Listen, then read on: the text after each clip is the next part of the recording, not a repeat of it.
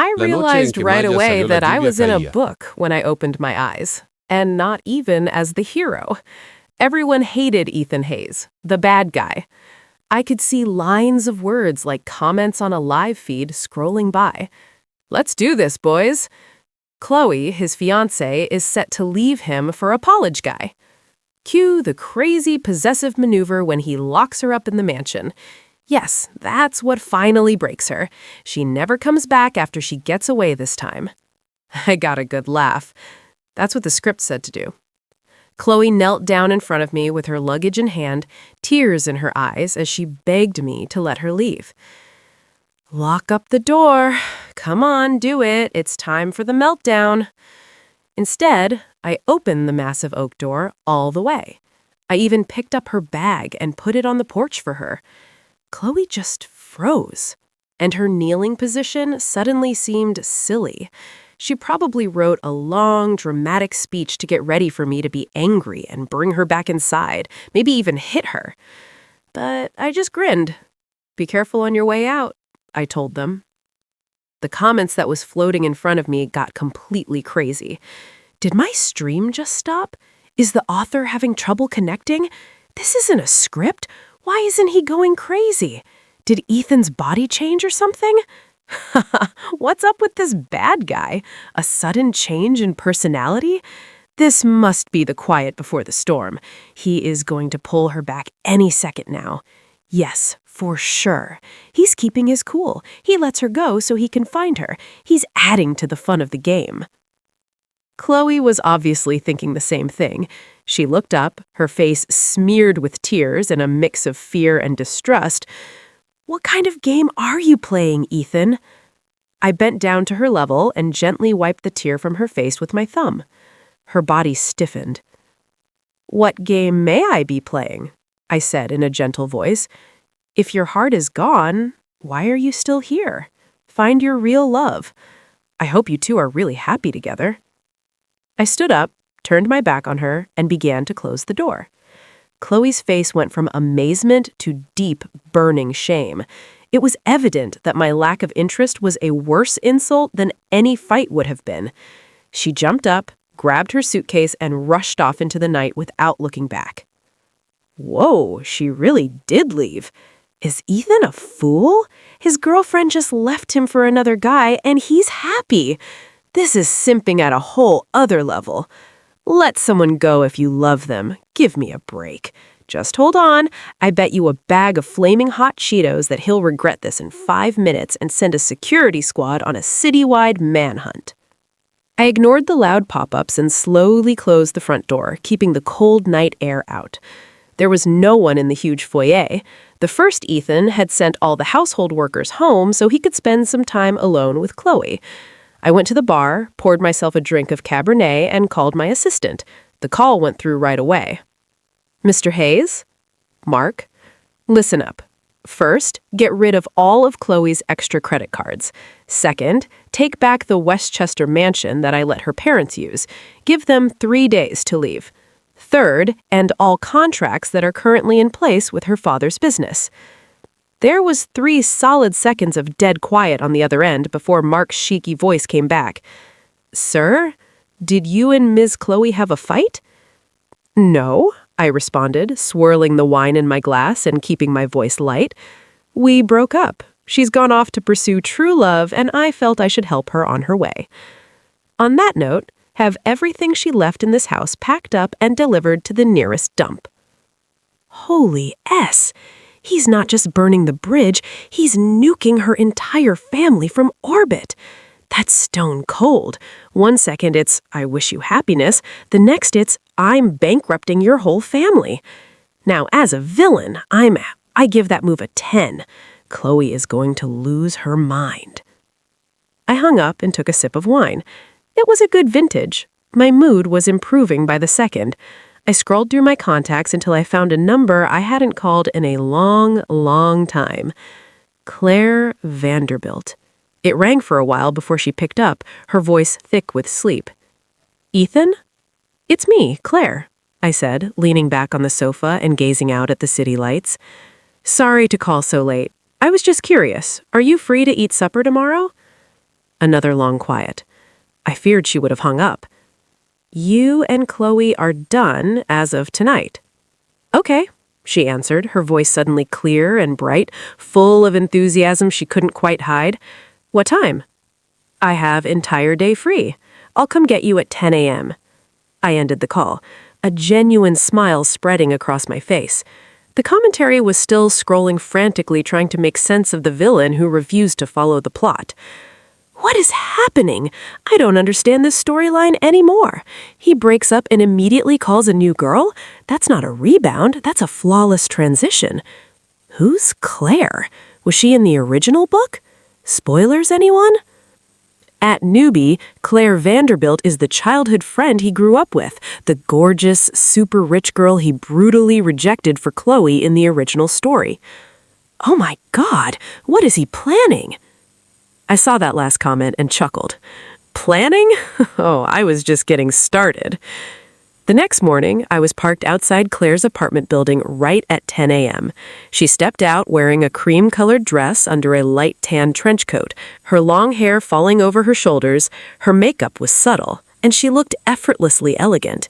The moment she saw me, her eyes lit up in a way she couldn't conceal. Wow, the second female lead is stunning, way classier than Chloe. Is this what old money elegance looks like? I'm in love. Ethan must have been blind for years chasing after that ungrateful brat Chloe when he had someone like this right beside him. I opened the passenger door for her and she slid gracefully into the seat. What are you in the mood for? I asked. Anything is fine. You pick, she said, her eyes curving into beautiful crescents as she smiled. I drove us to an exclusive members-only bistro downtown. The ambiance was quiet and the privacy was absolute. After we ordered, Claire finally asked the question that was on her mind. Did you really break up with Chloe? Why so suddenly? It wasn't sudden, I said, pouring her a cup of tea. Some things you just realize you should have seen clearly a long time ago. I didn't explain about the whole transmigrating into a novel thing. I let her assume it was a moment of clarity. Claire didn't press for details, her expression a mix of sympathy and joy. Lunch was wonderful. We talked about when we were kids, and the atmosphere was so relaxed you'd never guess I just ended a serious relationship hours before. See? These two just click. They feel like the real couple. Duh, they got that childhood friend chemistry. Chloe, the interloper, could never compete. Is he just using Claire as a rebound because Chloe hurt him? Kind of feel bad for her if that's the case. Shut up. You don't get it. This is him finally coming to his senses. Halfway through the meal, my phone started vibrating, a call from Chloe. I glanced at the screen, hit the silence button, and placed the phone face down on the table. Claire noticed the gesture, her eyes flickering for a second, but she didn't say anything. The phone buzzed again and again, relentlessly. I finally just turned it off completely. If you don't want to take it, don't, Claire said softly. Don't let anyone irrelevant ruin the mood. I smiled. You're right. After lunch, I drove Claire home. When we pulled up to her building, she unbuckled her seatbelt, but didn't immediately get out.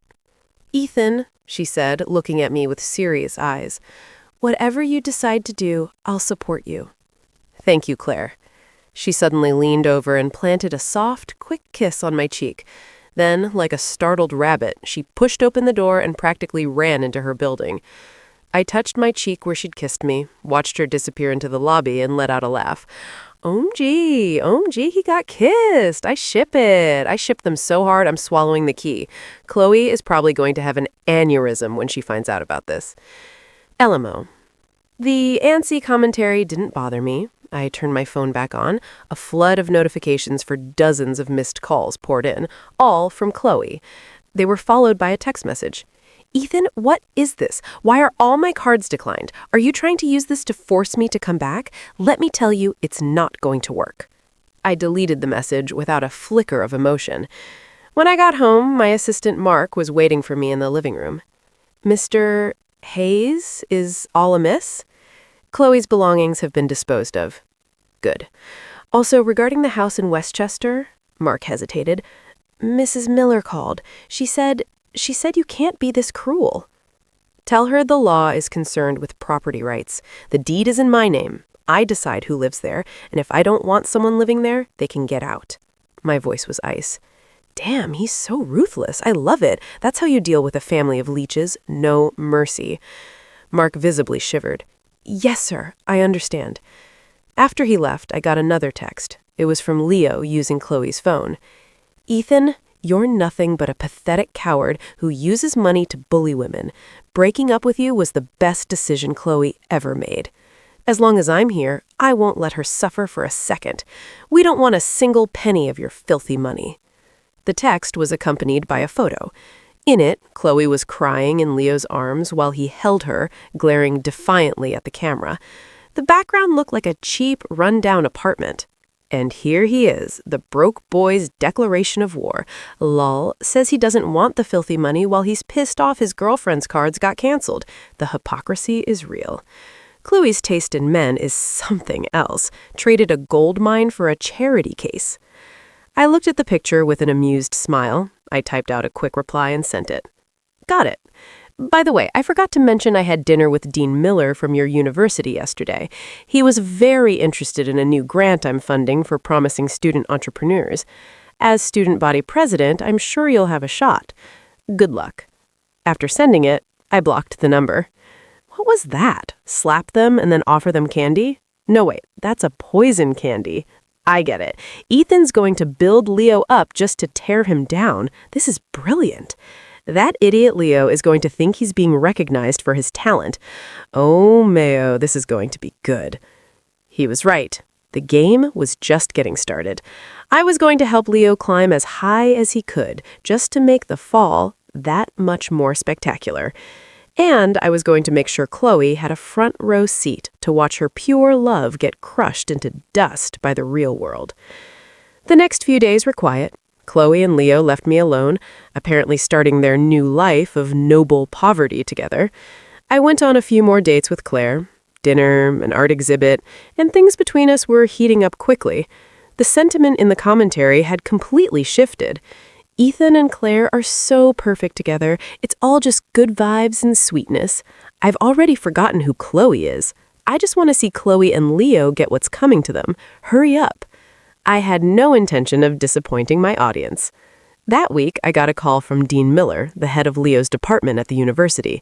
"Mr. Hayes, about that grant for student entrepreneurs, we selected a few outstanding candidates. I was wondering when you might have some time to come by and offer your guidance." "No trouble at all, Dean," I said with a smile. "How about this Friday afternoon? I can stop by the campus." "Wonderful. I'll make the arrangements." On Friday afternoon, I had my driver take me to the university in one of my less flashy sedans. Dean Miller and a few other faculty members were waiting to greet me enthusiastically in front of the administration building. We made our way to a conference room where a handful of nervous students were already waiting. My eyes immediately landed on Leo, standing right in the center of the group. He was wearing a faded old suit, his hair meticulously combed, but he couldn't hide the triumphant gleam in his eyes. When he saw me walk in, he froze, a flicker of shock and suspicion crossing his face. LMO. Here we go, the main event. This is going to be so awkward. Leo, the world is so small. Ethan, it's not. I just own it. Dean Miller, oblivious to our history, proudly made the introduction. "Mr. Hayes, this is our top student, Leo Martinez. His business proposal was the most impressive and well-developed of the bunch." Leo forced himself forward and stuck out his hand, managing a smile that looked more like a grimace. "Mr. Hayes, it's an honor."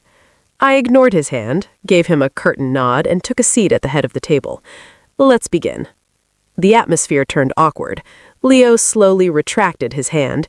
He took a deep breath and launched into his presentation, an app focused on peer-to-peer services for college students. I had to admit, he was a good speaker, and his presentation was slick. The professors around the table nodded in approval. Even some of the comments were grudgingly positive. Okay, the guy's a scumbag, but the idea isn't terrible. He actually sounds like he knows what he's talking about. Maybe he really is a diamond in the rough. Get real. It's all talk. A broke kid like him can't build a real business. When Leo finished, the room broke to applause. Dean Miller looked at me expectantly. "Well, Mr. Hayes, what do you think?" I leaned back in my chair, lightly tapping my fingers on the table, saying nothing. The room fell silent. Every eye was on me. Beads of sweat started to form on Leo's forehead as he stared at me, his expression a tangled mess of hope and fear. After a long moment, I finally spoke. The concept is decent, but hopelessly naive. I proceeded to systematically dismantle his entire business plan, pointing out one fatal flaw after another, from his monetization strategy and marketing channels to the potential legal risks. I tore it to shreds. Leo's face went from red to white, then to a sickly shade of green. He tried to argue, but every point I made was a direct hit, leaving him speechless. The smiles on the professors' faces slowly vanished, replaced with looks of serious concern. Damn, that's the difference between a pro and an amateur. This is a complete takedown. Leo is getting destroyed. So satisfying. I love seeing him squirm like that. Finally, I delivered my summary.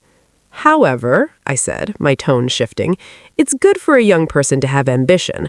While the project is amateurish, I'm personally willing to put up $500,000 in seed money to let you give a shot. The entire room gasped. Dean Miller and the professors were beaming. Leo stared at me in utter disbelief, his eyes filled with suspicion. Is Ethan crazy? He's actually giving him the money? I don't get it, but I'm hooked. It's a trap. It has to be a trap. I stood up, walked over to Leo, and clapped him on the shoulder. Work hard. I have high hopes for you. Don't let your girlfriend down. I put a special emphasis on the word girlfriend. Leo's body went rigid and his face turned pale. He finally understood this wasn't an endorsement, it was a humiliation. I was using my money to show him that everything he had, including the business idea he was so proud of, was nothing more than pocket change I could casually toss his way. Ignoring his look of utter mortification, I exchanged a few pleasantries with Dean Miller and walked out of the university, basking in the admiring glances of the faculty. I knew Leo would take the money. It was his only chance to prove himself, to escape poverty, and I knew Chloe would encourage him to take it. She was already tired of being poor. That $500,000 was a hook dipped in honey. It would snag them both, and then slowly I would reel them into the abyss I had prepared. Things unfolded just as I expected. The very next day, a company called Leo and Chloe Innovations was officially registered. Leo was the CEO, and Chloe was the company's only other employee. Leo and Chloe Innovations. Ugh, I think I'm going to be sick. Using her ex-fiance's money to start a company named after herself and her new boyfriend. The audacity of this woman is legendary. Don't they feel like that money is cursed? Of course they didn't. In their minds, Leo had earned that investment through sheer talent. It was proof that I was the one who had misjudged him, a trial to test their love. Soon enough, a new post appeared on Chloe's Instagram. It was a picture of a small office shot with a flattering filter to make it look trendy. The caption read, "A new beginning, putting in a lot of effort with the person I love." A lot of our mutual acquaintances liked and commented on, "The future is bright." Chloe, you launched a business? That's great. Is that with Leo? You too, congratulations. We wish you all the best. Claire texted me a screenshot of the post and then an emoji of someone throwing up. I sent a pat on the head emoji back. She replied right away. "Do you have time tonight? My mom and dad want to meet you." My heart skipped a beat. I said, "Of course. Meeting the parents, it's happening. Is this a speed run to marriage? Ethan is a legend. His ex just started a company and he's already meeting the in-laws? Chloe is going to be so mad when she finds out." That evening, I arrived at the Vanderbilt residence with a carefully selected gift. Their home wasn't as ostentatious as my family's estate, but it was filled with an understated academic elegance. Claire's father was a distinguished-looking man, and her mother was a graceful woman who had aged beautifully. They both greeted me with genuine smiles. "Ethan, you're here? Please come in," her mother said warmly. "Mr. and Mrs. Vanderbilt, thank you for having me."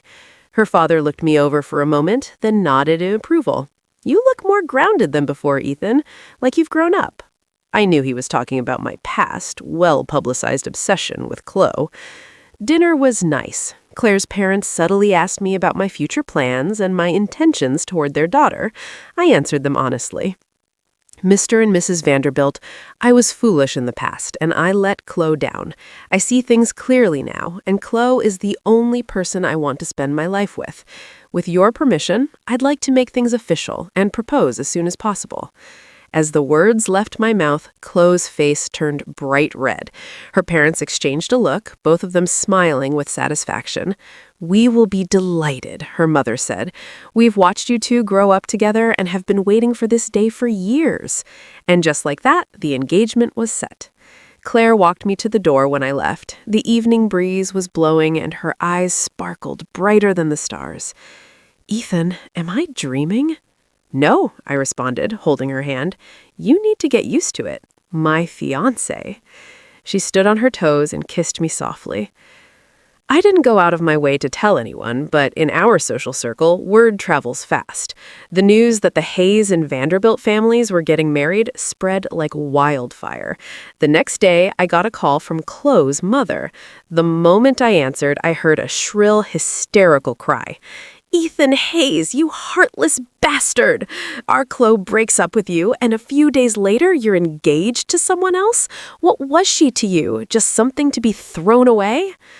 Here we go. The crazy mother-in-law has arrived, right on schedule.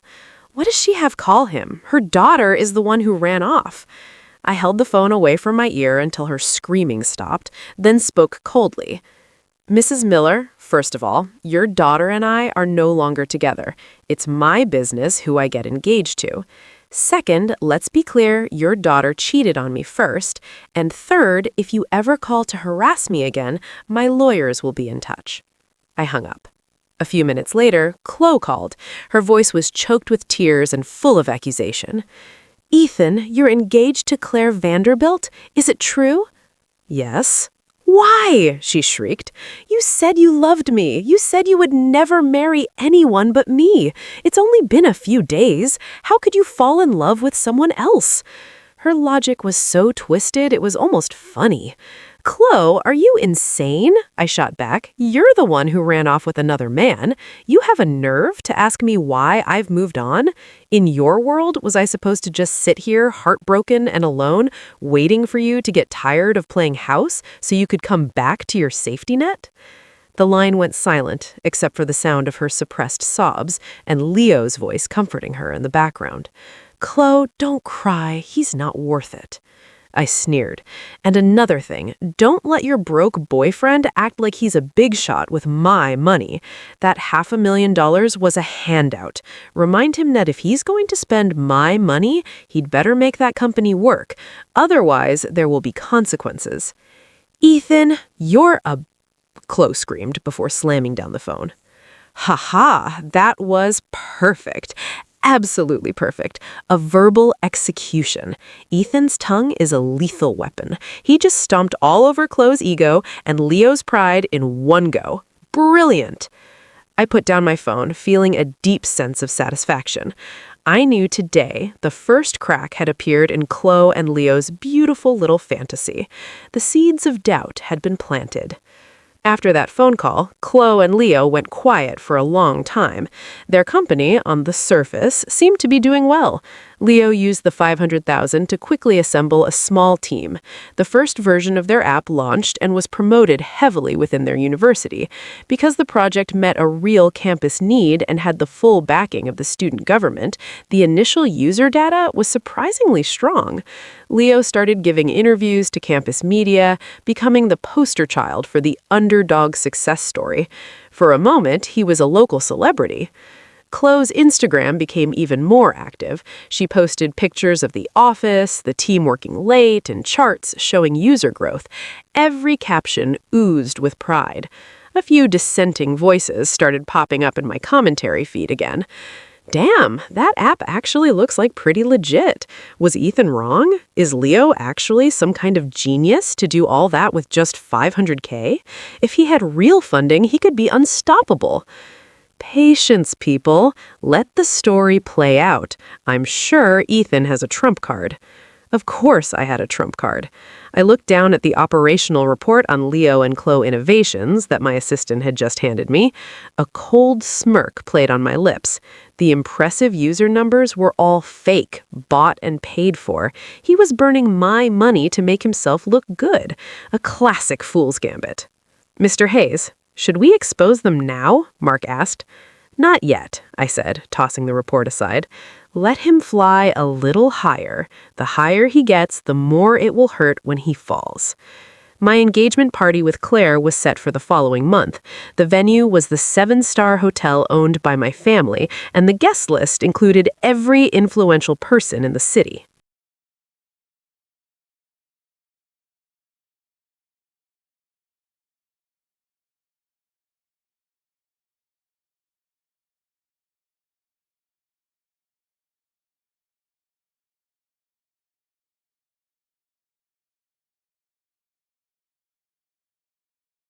I made a special point of having an invitation sent to Chloe's parents. Damn, not only is he twisting the knife, he's inviting her parents to watch. Inviting your ex's parents to your engagement party with your new fiancé? This is some next-level psychological warfare. Lol. If the Millers go, it's humiliating. If they don't, they're officially cutting ties with the Hayes family. What a power move. In the end, they came. Chloe's parents, dressed in their finest, wore painfully stiff smiles as they shifted uncomfortably in their seats. They tried to approach me, but I spent the entire evening mingling with Claire and our guests, never giving them an opening. During the ceremony, I took Claire's hand and, in front of everyone, slipped a magnificent diamond ring onto her finger. Her eyes welled up with happy tears. She looked like a princess. The hall erupted in applause. I glanced over and saw Chloe's parents in the corner, their faces ashen. After the ceremony, I took a glass of champagne and, with Claire on my arm, casually made my way over to them. "Mr. and Mrs. Miller, thank you for coming," I said with a smile, my tone polite yet distant. "Ethan," Mrs. Miller started, her eyes darting between me and Claire, her lips moving but no words coming out. "This is my fiancée, Claire Vanderbilt," I introduced. "It's a pleasure to meet you," Claire said with perfect grace. Mr. Miller's face was pale, but he managed to force out a few words. We wish you both happiness." "Thank you," I nodded. Then, as if a thought had just occurred to me, I asked, "By the way, how is Chloe doing? I heard that she and her boyfriend launched a business, and it sounds like it's going well. So ambitious." Her mother appeared to find her voice again when Chloe's name came up. "Oh, sure, Chloe and that young man, Leo, are so determined. They're doing it all by themselves. The company is really taking off." Her voice was strained, trying to project a pride she clearly didn't feel. I smiled. "Is that so? That's wonderful. In fact, I recently met a few angel investors who are very interested in university startups since their company has so much potential. Perhaps I could make an introduction." Their eyes lit up. "Really? Oh, Ethan, that would be wonderful." Here it comes. The hook is back in the water. I knew it was too good to be true. There's no such thing as a free lunch, especially from a vengeful ex, and these two idiots are actually falling for it. Right there in front of them, I made a call. I kept it brief, simply recommending Leo and Chloe Innovations to a so-called Mr. King and giving him Leo's contact information. After hanging up, I turned back to them. "Mr. King is very interested in their project. He'll be in touch with Leo soon. I hope it helps."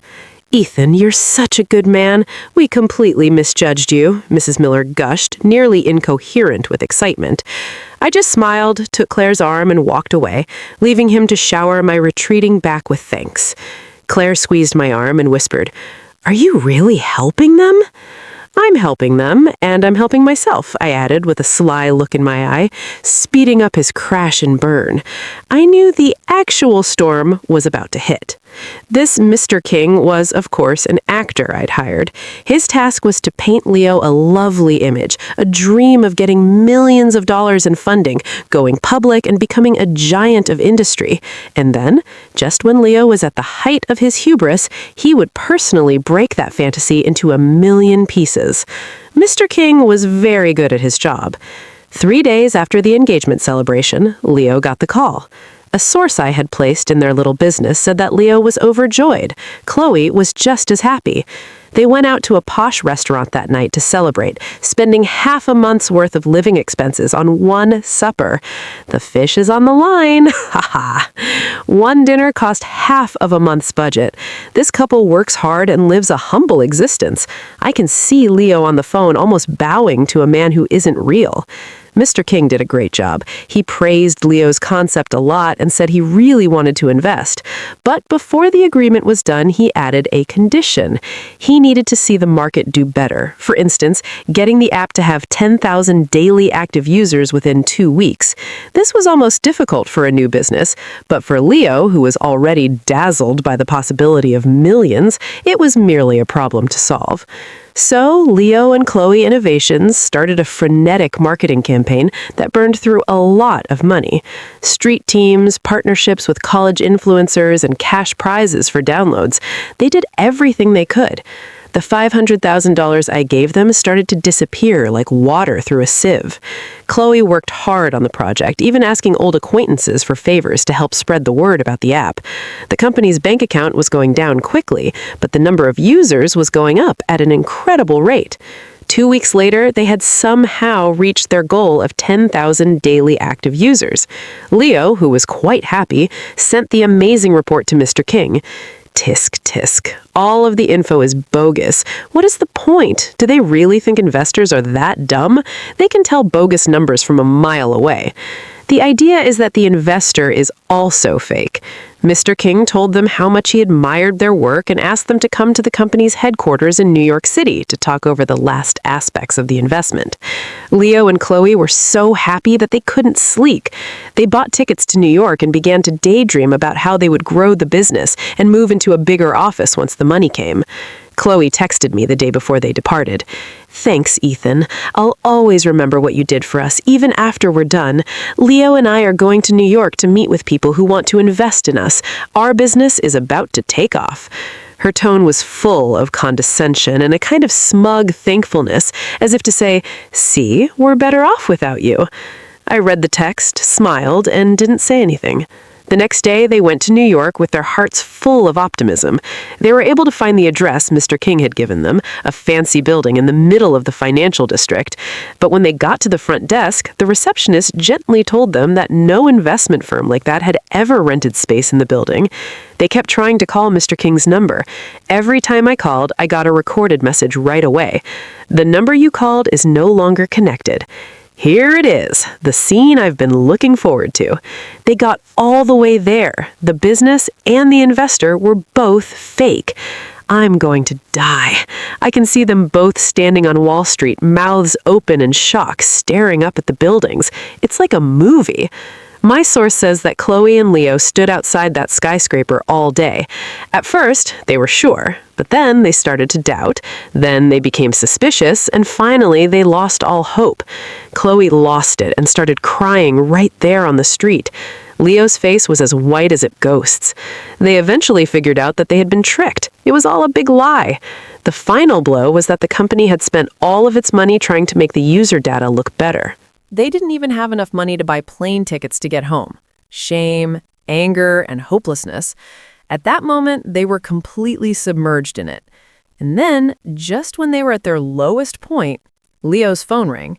It was me. Call from a different number. "Hey, is this Leo?" Who is this?" His voice was hoarse, tired, and full of doubt. I chuckled lightly and added, "Who I am isn't important. Hey, I'm just calling to tell you that your app was taken off the App Store for data fraud and breaking promotional rules. You're also roughly 6 months late on your server payments, which adds up to nearly $100,000. Oh, and your employees' paychecks are due this week, right?" Every time I spoke, I could hear his breathing getting worse. "And one other thing. When you registered the business, you made a deal with me in person. Did you forget? You are personally responsible for the full $500,000 debt if the project fails." "You were the one, Ethan Hayes. It was you!" Leo finally yelled, his voice a desperate growl over the phone. "You planned all of this, you vile, filthy bastard." "Yes, I said gently. I did. What does it feel like? The drop from the skies back down to the ground. Is it as horrible as you thought it would be? Don't worry, I said. This is just the appetizer. And my voice froze. The game has just started. I hung up. I knew that Leo and Chloe were in a real nightmare at that moment, and I was about to give them their last blow. Chloe and Leo were stuck in New York and had to borrow money from friends to get back home. They came back to a total mess. The bank account for the business was empty, server providers were asking for money, workers were demonstrating for their pay. There was no more app. Now, Leo was directly responsible for a debt of $500,000. The campus startup hero has suddenly become an outcast. People at the institution heard rumors that he was cheating and not paying his workers. Dean Miller asked him to come in for a meeting. You could feel how disappointed he was. His fall from grace was as quick as his climb had been amazing. Chloe was no longer full of herself. She stopped using social media and avoided her friends. Instead, she stayed in their little apartment with Leo, where they fought all the time. She said Leo was dumb for falling for the scam. He said she was materialistic and that her continual push to achieve had made him act carelessly. Their unbreakable true love fell apart when it was put to the test for the first time. I love to watch it. Let them rip each other apart. Finally, the battle begins. Put your money down. So this is the love they were looking for. That's a joke. While they were fighting, I had my lawyers officially give Leo a legal notice to pay back the $500,000 loan. That letter was the last straw. For them, $500,000 was an unattainable amount that would ruin their lives. Chloe contacted me one last time out of desperation. Her voice was no longer angry. It was just a sad, begging moan. Please let us go, Ethan. We can't give that money back. Leo is falling apart. I heard her cry and didn't feel anything. You can't give it back? I asked, with a quiet giggle.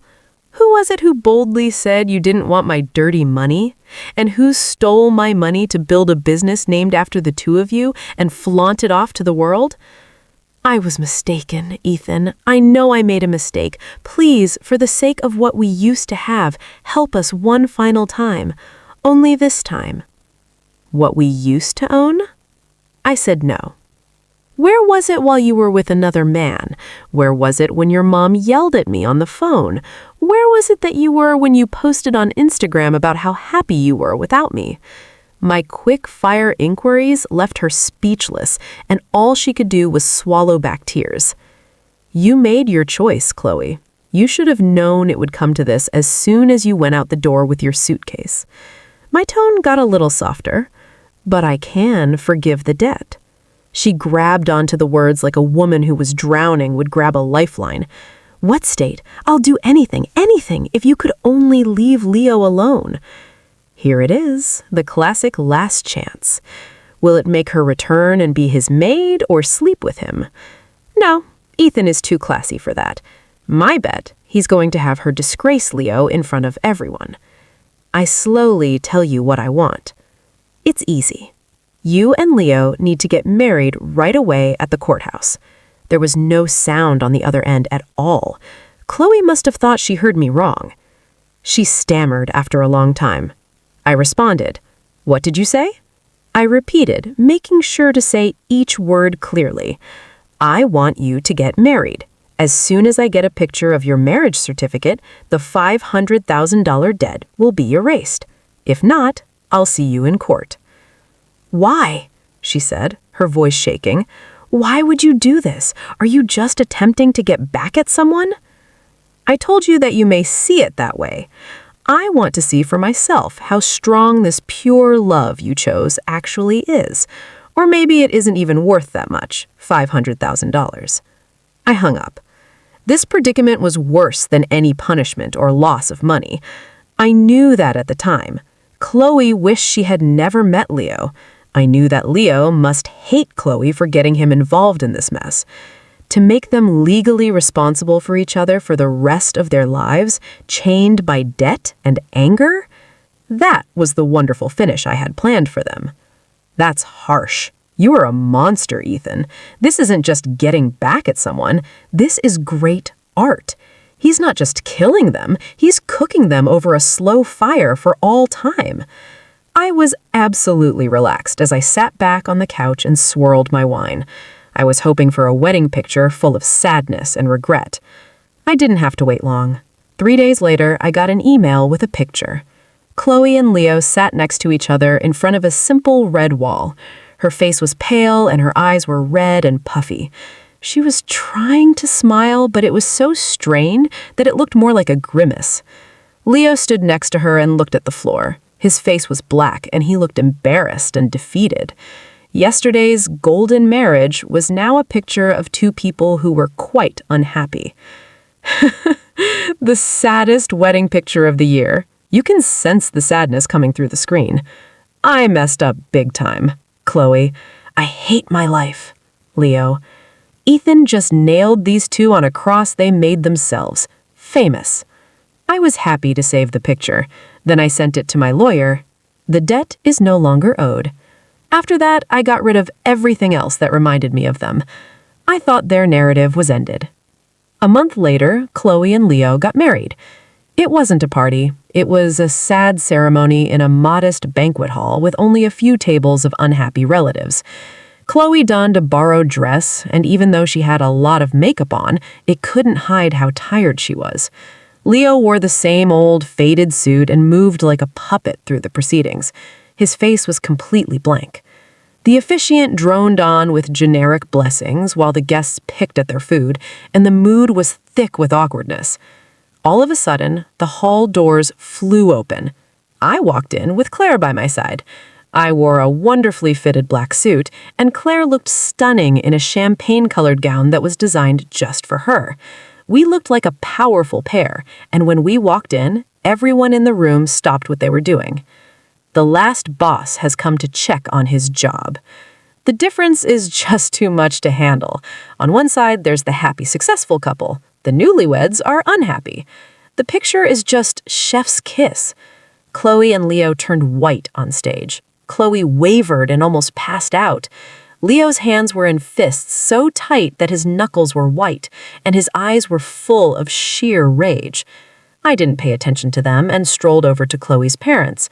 Please forgive the interruption, Mr. and Mrs. Miller. I gave them a big envelope full of cash as a tiny gift to congratulate Chloe on her wedding day. Their faces were worth a lot. I didn't stay long. I took Claire to an empty space at the main table and sat down like I owned the place. The whole hall was silent. Everyone stared back and forth between us and the pair on stage. The officiant stammered and lost his spot altogether. After a lengthy, painful pause, the ceremony began to feel. The kiss and the ring exchange. Leo virtually forced the ring onto Chloe's finger, and the kiss was a quick, passionless peck full of anger. I saw a single tear finally fall from Chloe's eye, cutting through her thick makeup and breaking the last bits of her pride and naive ambitions. I lifted my glass and silently toasted her from across the room before drinking it all at once. What a show. Claire and I stepped out of the dinner hall into the beautiful afternoon sun. Is it done? Claire asked. Yes, it's over. I took her hand, gazed into her bright eyes, and said, Claire, let's get married too. She hesitated for a second, her eyes going glassy, and then she nodded hard. Okay. I smiled and hugged her. It was just the beginning of my own story. As for the other folks, they can stay in the past where they belonged.